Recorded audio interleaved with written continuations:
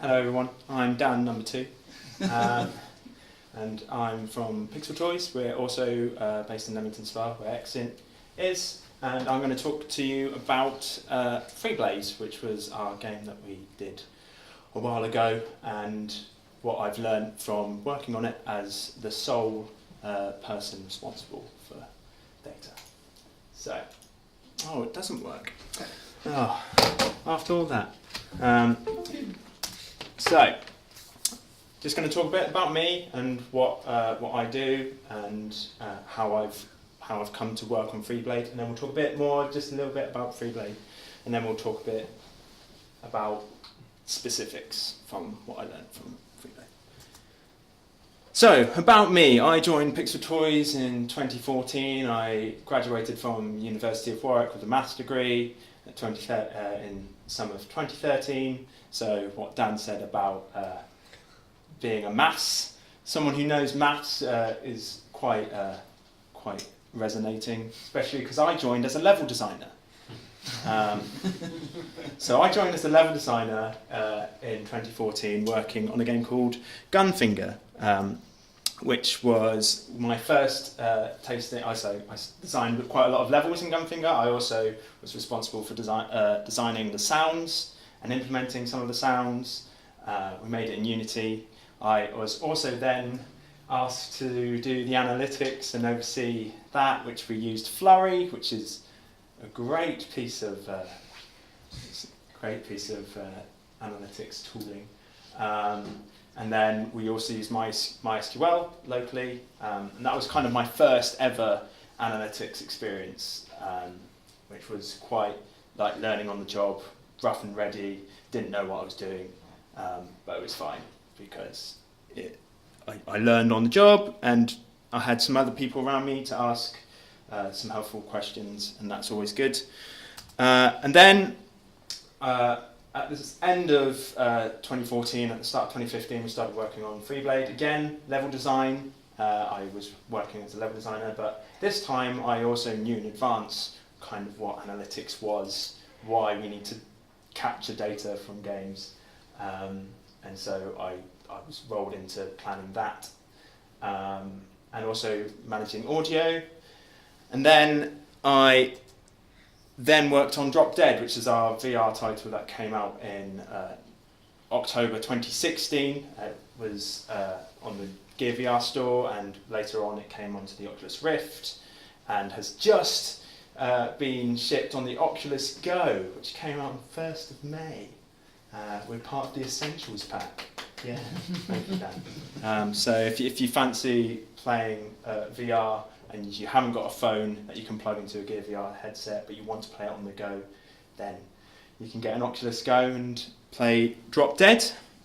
And so, as I've said, I'm a Dan of all trades. I do everything from level design all the way up to audio design and all parts of data as well. So I was in charge of the telemetry design and also making sure the implementation was good. And then after time I learned how to do automated ETL and dashboarding locally in our own setup. And then also had audio and design responsibilities. For those of you who don't know Freeblade, here's some hot stats. We've got 10 million downloads across 4 platforms. That's Google, iOS, Windows, and Facebook Game Room. And then, all sorts of great things. And throwback to last month's, or the last GIAF, which was focused on advertising. So I thought I'd put a little advertising stat in there to add a bit of flavour. This was Freeblade. It was quite a big thing for us. We were featured on the Apple stage because we were invited to work on the iPhone 6S, and that was a very exciting opportunity which helped make this title really successful for us. So, going back in time to about 4 weeks before, I'd say around September of 2015. And kind of resonating from some of the things that Dan has said, we ended up having to do a quick implementation of analytics because of this. We were invited by Apple to put this game on this new device that we had no idea about. And so we were like, okay, we shuffled things around, made sure that was possible, and because of that, suddenly we had a deadline that wasn't there before. We thought we were going to have a much longer soft launch period, so we were kind of trying to get quick onto things. So we had 4 weeks, and we actually we've used Delta DNA in Freeblade. So we were in that time, it was kind of getting Delta DNA in, learning how it works, making sure that all the events were set up, all that kind of stuff. And then later on, actually, we expanded upon Delta DNA's versatile tool set to do kind of engagement features, and that's how we did our sales and all kinds of segmentation. So that's Delta DNA has been very good for us for Freeblade. But as Dan said, because we had less time at the start, meant that we had loads of problems later on. And I'm going to talk about more detail as to what those things are and how you can work around them. So, allocate appropriate time.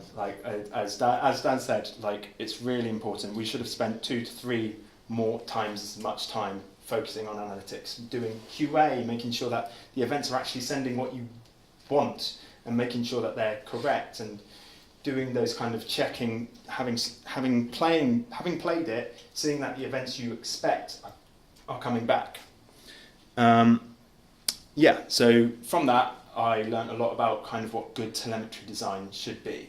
So I thought I'd share some of my things that I've learned through working.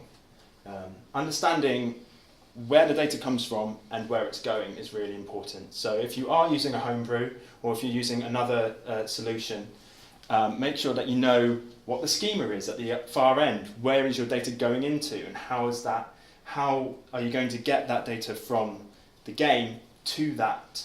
It might be that there are some limitations, and think about ways that make sense for you to fit that into that process. So what data are you capturing? How are you capturing it?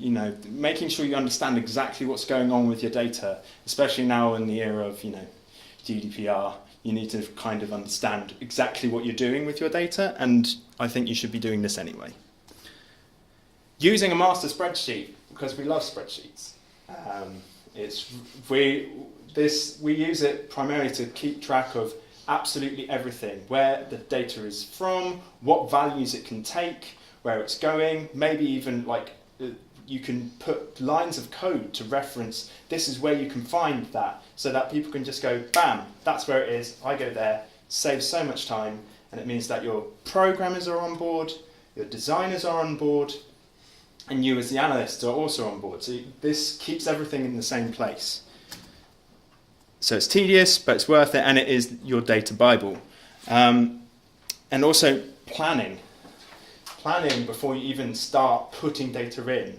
If you have the luxury of the time to plan it, it means you're saving yourself time later on. You're thinking about where you're going. So, strict formatting standards. One thing I ended up having is that we'd had data that was using underscores, and then some of it wasn't using underscores, and some was sending dots, which is not great in Postgres databases, and some had spaces in, which is great because then you need quotation marks if you're putting it into R, and we had all of this kind of inconsistency, and that made it very hard at the other end to kind of work with the data.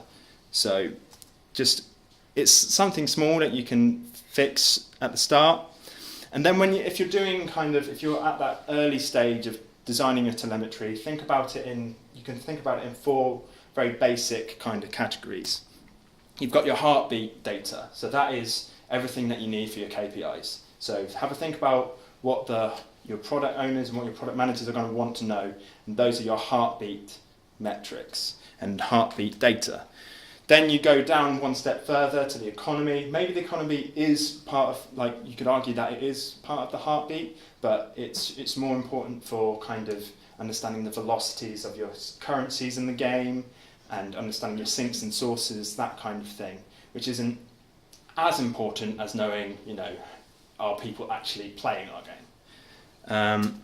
And then if you're working on a feature, then you want to put feature metrics in there. And I'll talk about how you can optimize your feature analytics pipeline in a bit.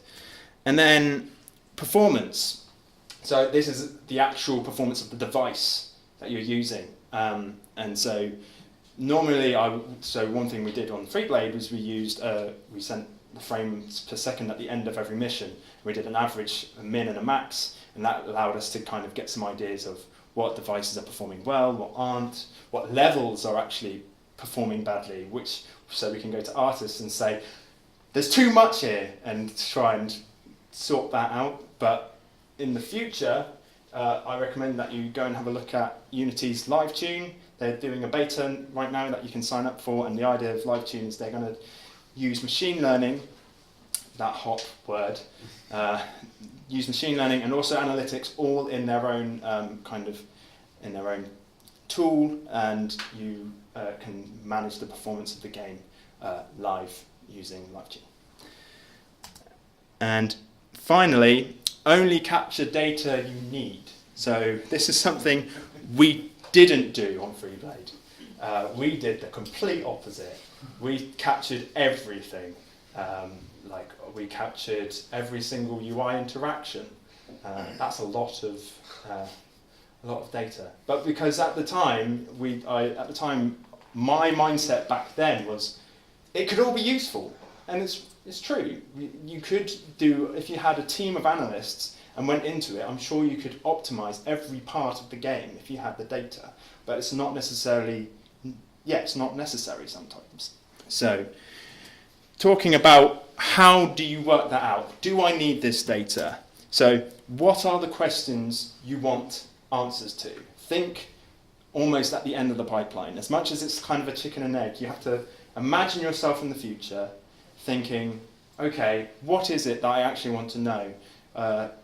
Okay, we want to know the progression funnel. Yeah, that's a given, but maybe we want to know whether we've balanced some of the missions too tricky, or there are certain levels that certain enemies that are overpowered. How would we find out if they're overpowered? And only send the data that you need to answer that.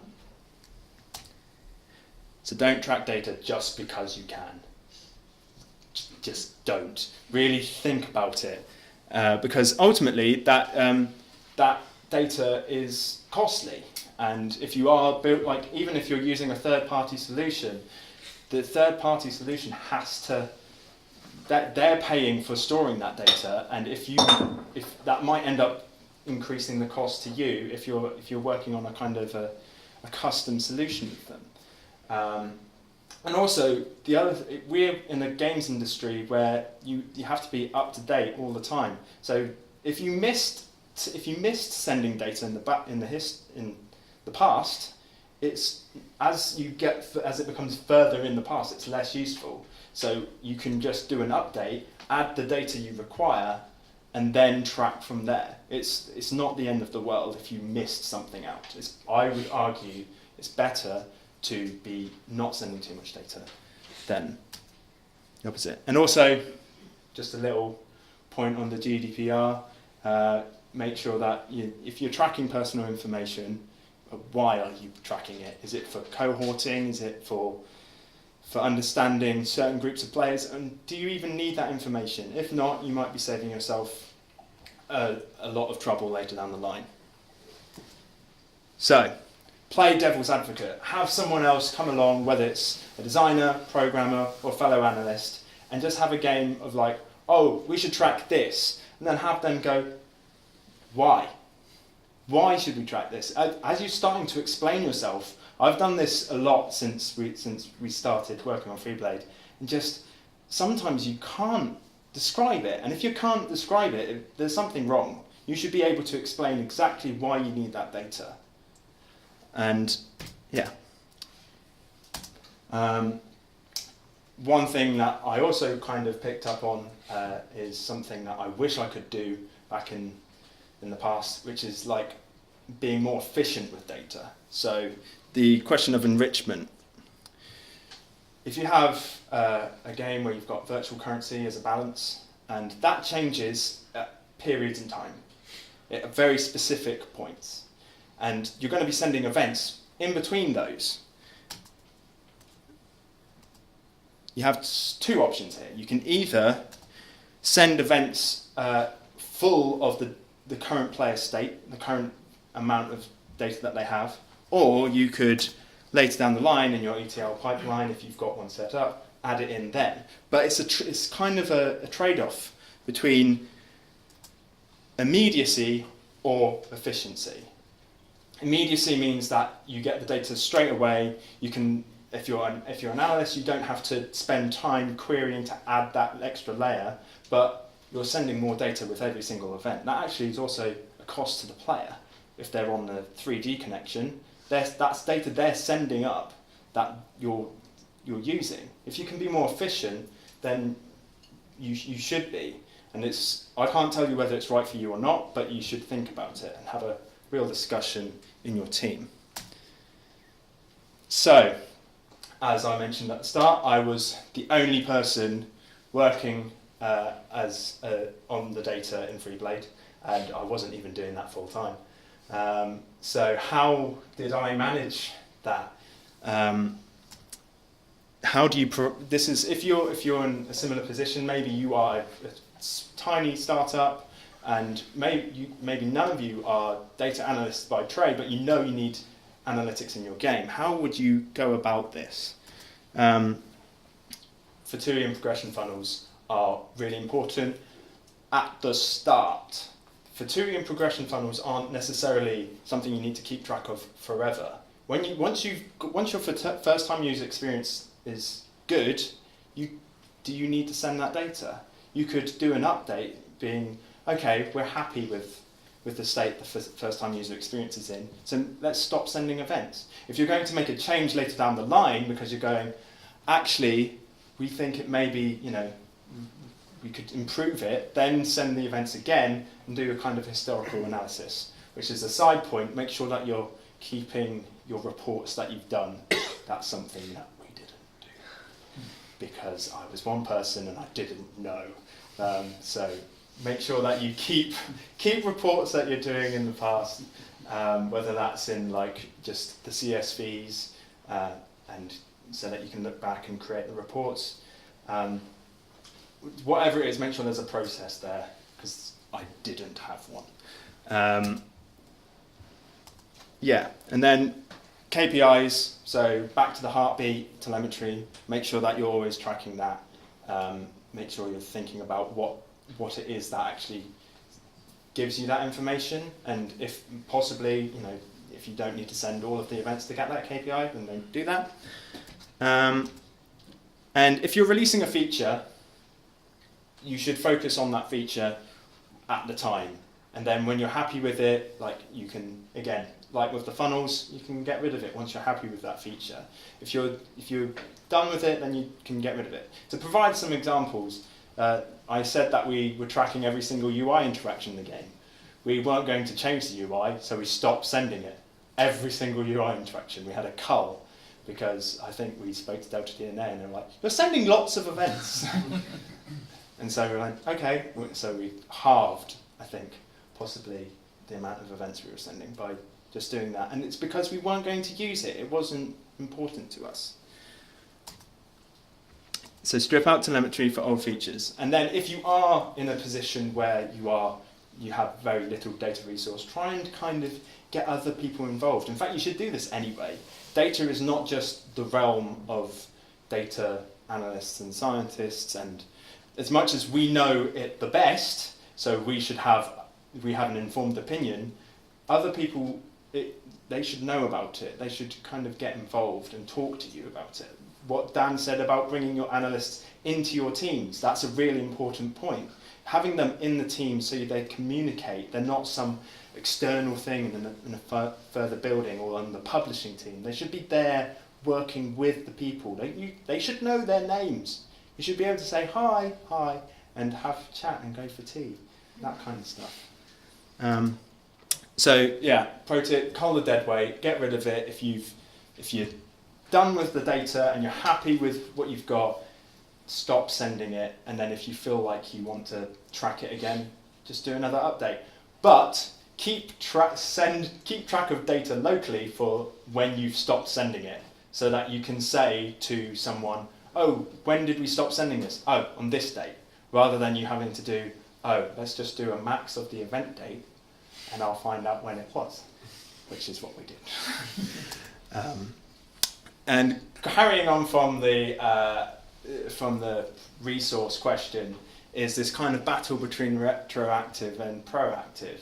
We obviously all want to be proactive, especially if you're a data scientist, where you want to be working on predicting the future. You want to be kind of modeling, and that's proactive design. But the reality is, you'll end up being asked from, if you're a scientist, you might end up having to looking back at what happened recently because, suddenly our DAO's gone down. Why is that? And you're doing a report on that. And ultimately, if you want to be able to do kind of proactive design, you have to make sure there's a plan for it and there's resource for it. It's not something that you can just kind of go, oh, well, maybe we'll have time later. You probably have to make a role specific for that. That's when you hire a data scientist, that is what they're doing. They're not going to do the reporting. Maybe you have an analyst who is focused on that, and that's an important part. And if you can't do it, then that's fine. You're just not going to be proactive. That's not necessarily a bad thing. We did pretty well without having to be proactive. We could have done better, of course, but we didn't do badly. So yeah, it does pay to be proactive. So if you want to be predicting and that kind of approach, make sure you're persuading the people with the money that it's good, or if it's not good and they say we can't afford it, then so be it. And then kind of carrying on from sharing data with your team. This is kind of where your data people, we know how data looks. We know how most people can read it, and we're like, yeah, that's fine. Give it to someone who doesn't know data, and they won't be able to read it. They won't quite a lot of people don't like spreadsheets. As much as designers should like spreadsheets, quite a few of them don't. And it can take time just working out what works for your team. And even if they don't like spreadsheets, you can often find a compromise. Finding that compromise boosts team morale. You're working together. Maybe it's not the best thing, but you're both working together to get something better. And another example is if you're working with high-level managers. If we're talking about KPIs, for example, some people don't like graphs for the last 30 days. Maybe they want the last 7. Maybe they don't like the colour of the graph. That is a genuine thing. So it's you have to be kind of malleable. We ended up there were people in our company who don't like the Delta DNA dashboard. So that's what actually led to us working on our own dashboard, because we were given the freedom to work on it, and kind of we have programmers working. We use Grafana, which I'm going to share with our stack. Also, finding the right metrics. Everyone on your team thinks, this is what the metric is. This is the right metric. An example, we were tracking crashes, as you should do for any game. But is it crashes per day? Is that the right one? Or is it crashes per user per day? Or is it percentage of devices that are crashing on that day? They all mean something different, and possibly one of them is right for you, but you have to work with your team and work out which one is right, which one's wrong, because it depends on the scenario, depends on that, and being versatile to change those is important. Simple, we set delta D up with pounds. That wasn't a good idea, because when you're working with, if you're looking to get investment or you're looking to work with external people, they'll probably expect it in dollars. So in general, I would recommend dollars over pounds. If you're given the option, just kind of go for dollars. But you can always later down the line do pounds, and you'll be getting you'll be getting your financial reports. I'm looking at Chris because he works for us for money and stuff. You get it in pounds, so you'll know that in the end. But dollars are what people want to see. If you're going, this game gave us this up down, and you're like, yeah, in dollars, not in pounds. Spreadsheets are ubiquitous, so as much as I said designers don't like spreadsheets, you should probably try and persuade them to use them a bit more.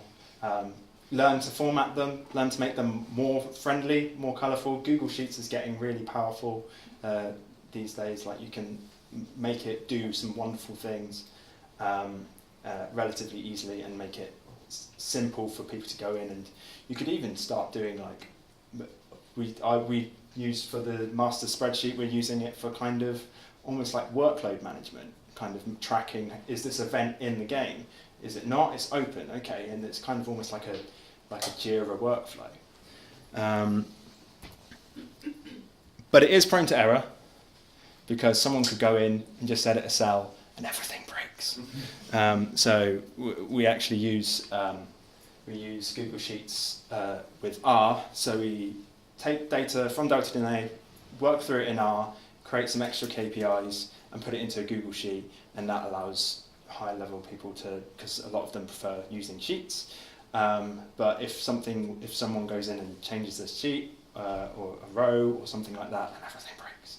So sometimes using a database like Elasticsearch, maybe, that's when you're starting to go into kind of your own ETL, your own homebrew area, which it's more of the second option that Dan said, where you're kind of doing, like, if you're doing your own ETL, then this is where you can kind of start doing that, and also automate things. If you've written a report and you've gone, oh, this report was great, why not fire it off every day? Like, you can set up, if you're in Python, learn some Python, get it running every day, putting it into a CSV, and then you've got that data, and you can, chances are it could be really useful, and you're storing that maybe on your local drive or in a Git repository, like what we do. But also, always consider being flexible there, because chances are you'll want to automate more stuff in the future. Talking about the future, we're going to be all out of jobs, yay! As someone who's very interested in machine learning, I'm not necessarily, I haven't learnt a lot about it, but I keep track of what's in the news and what's going on. And a lot of the jobs, if you're doing something that's automated or you're looking for patterns, that's what AI is doing more and more. So just a kind of word of advice to make sure that you are aware of what's going on there. Try and get involved, and just keep an eye out for that robot in the corner.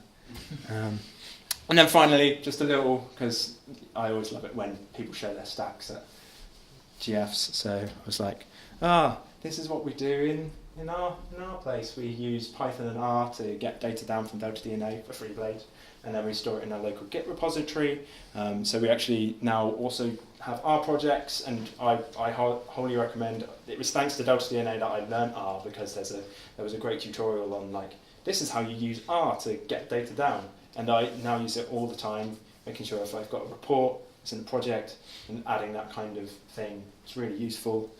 And then we ended up using it to store local KPIs and local kind of health metrics. So we now there's a monitor, which is awesome, because people walk in the door and you look at it and everything's flashing, and then you go to your desk and everyone's going, what's going on? It hasn't happened, but it might happen in the future. But we're kind of that's why we've kind of worked on learning this stuff, learning Docker, setting up your own databases. It sounds, to the Dan who started working on analytics on Freeblade in November 2015, this all sounded scary, but I'm now doing it and it's fine, and I think it's really good to kind of understand how to use this stuff. But we use it with Delta DNA and just do stuff locally, and it means that you're a bit more flexible.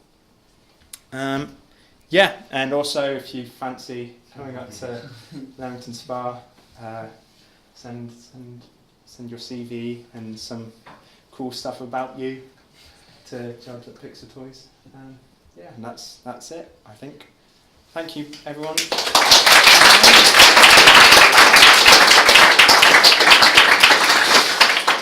Any questions for Dan? Oh. Okay. Let's go. We'll work our way backwards. So. It's a really boring question. So the Delta DNA added this SSL encryption thing. Oh yeah. You managed to get that working with? Oh yeah. No. We helped with Delta DNA. I've sent an email. Tuesday the patch came out. Okay. It's sorted now. Okay. We promise. And we're sorry for the inconvenience. Okay. So it still has the encryption, but we can now use ours somehow.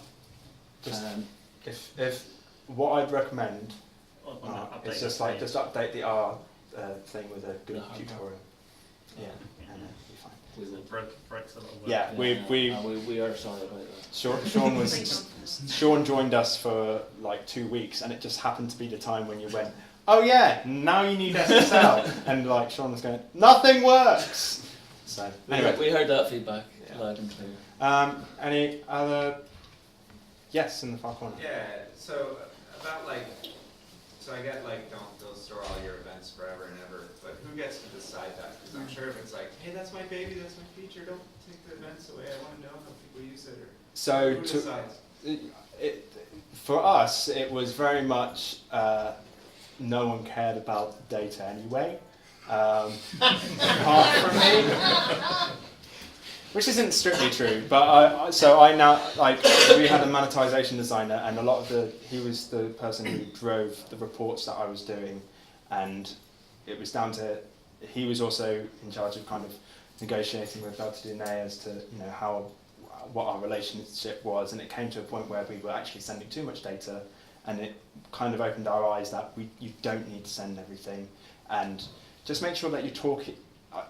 I don't think it's necessarily, well, someone will have to press that button, but as long as you have a meeting, you talk about it, and you have an outcome, and you make sure you get a really good producer in the room and make sure that a decision is made. It might take hours of people shouting, but as long as everyone's on board with the decision at the end, then I think it should be a collaborative decision. We kind of see there's obviously a value to data, and there's a relative value, and there's a cost to data as well. So we get into conversations with social casino people, for example, on whether we should collect every spin of the slots or not. And our view is not. Have a summary of the spins at a break in the game, because actually, what are you going to do in between spins? Not a lot, probably. That's a perfect example of. So think of the value of the data as well as sort of the cost. That's another thing. You can you can just aggregate the data locally on the client, or you can. If you're doing ETL can happen anywhere in the pipeline. It could actually happen on the client, and you're storing it locally. Does mean that potentially hackers might make, you're risking potential noisiness there. But there are sometimes you can compromise anywhere, and if you feel like I still want that data, well, let's make it something smaller, and it's not really possible. In the far corner, hello. Hey, so earlier you talked about working with limited data resources. If we then come to a situation where you're working with unlimited data storage resources, would you change, or how would you approach telemetry design in dream world? So if you're unlimited data storage resource, if you're not, I still think it's a question of, are you actually going to use the data? If you've stored all this data and you're going, great, and 5 years down the line you're going, now I have time to look at it. And it's like, it's 5 years out of date. Like, the only reason you'd want to use it is possibly for educational or like historic purposes, which is great for people who are, you know, studying or for history. But if for businesses, for business purposes, chances are that is completely obsolete. So even if you have got unlimited data, that also means that if you have unlimited data, you're going to have to query that. So the more data you have, the longer that's going to take. And if you do have like unlimited data resources in terms of power, you have like free range. if everything was possible, Yeah.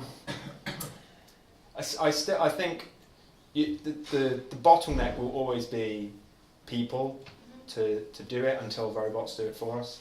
I mean, that's where potentially storing all the data possible is beneficial if you've programmed an AI who's machine learning and going through it and actually needs all of that data, because in machine learning purposes, almost every part of data is important, and that gives them a full image. So, but it is, again, that's like a huge cost. But thank you. Brilliant. Thank you, Dan. Some really good tips.